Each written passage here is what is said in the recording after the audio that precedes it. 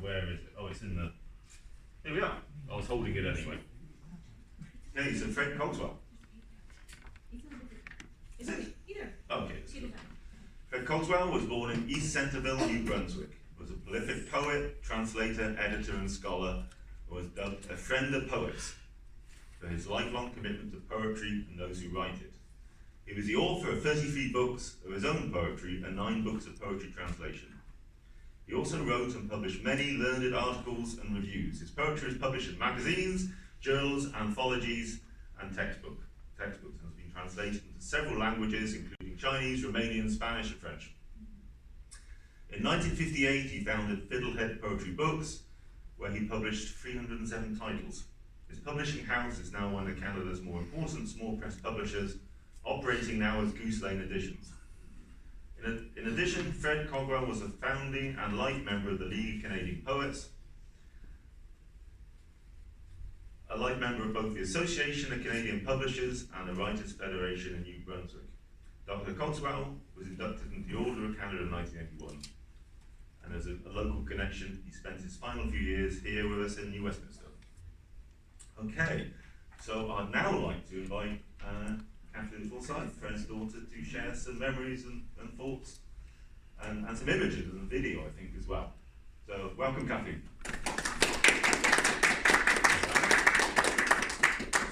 Hi, everybody. I'm absolutely delighted to be here. I am Fred's daughter, but I also, the last few years of his life, I don't know if I've told this story before, but I'll tell it again.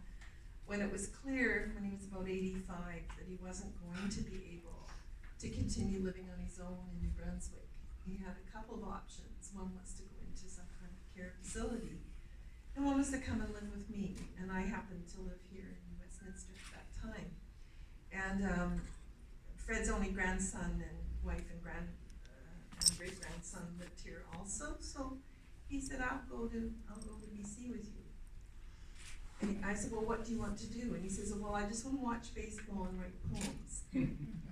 So we sold his house, packed up a huge, one of those 3-ton vans, and Fred and I, in his 10,000 books, drove across Canada one hot July week. Took us a whole week. There were no cell phones at that time, it was 2001. So everybody was terrified, because here I was with Fred in Northern Ontario, and nobody knew where we were most of the time. So we did that, and we came here, and I had not lived with my father since I was 18 years old, and that was almost 20 years ago, so I was in my 50s. So I had not developed that kind of adult relationship that you can develop with your parent. So I became Fred's companion and also his scribe, because he didn't make, although he was an incredible typist, he never made the transition to computers and electronic media, although we did use an electronic typewriter. So every morning he would get up and write between 6 and 10. I didn't get up, so when I got up, I'd have these sheets of paper which I had to decipher because I couldn't read his writing. And then I would enter them on the computer, and he would edit them, and I printed them out, and the next day I would have them all ready for him. And in that 2-year period, he actually wrote 4 books. So he was incredibly prolific in the last 2 years of his life. He and I did this small book together. I was so intrigued with his creative process, I decided to interview him about his thinking around poetry. And I transcribed all of that and put it in this little book. And on the way to the hospital where he eventually died at Royal Columbian, we had to make a diversion to the post office to mail the galleys of the book, because he wasn't going in the hospital until it was done. He didn't get to see it.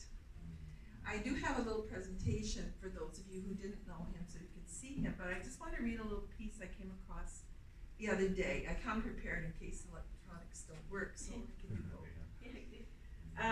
And this is part of the interviews I had with Fred. I was asking him about when people sent him poetry, how did he know how to edit it?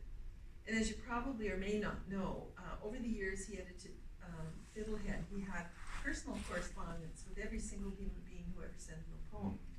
And so there's 20 lineal feet of file cabinets at the University of New Brunswick archives of all that with many people who later became very well-known writers.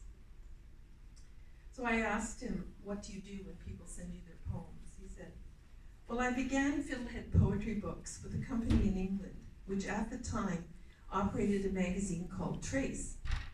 Trace was a magazine which was the agent of Villiers Press and also attempted to preserve what it considered to be the quality of poetry.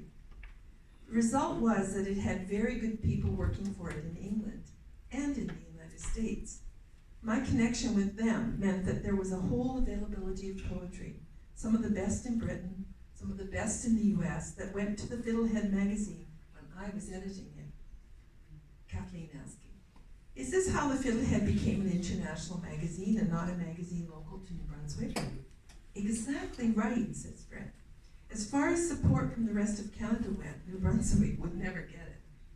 When I got support from the United States and from Britain, we couldn't exactly be ignored. Kathleen, so we're never recognized in our own backyard, are we? It's only when someone from somewhere else recognizes the significance of what we are doing that people pay attention. Fred, this is true because the mind works this particular way. When you think of the great poets of the past who have their reputation solid and secure, you presume that the people who came from the same place are still writing to these standards.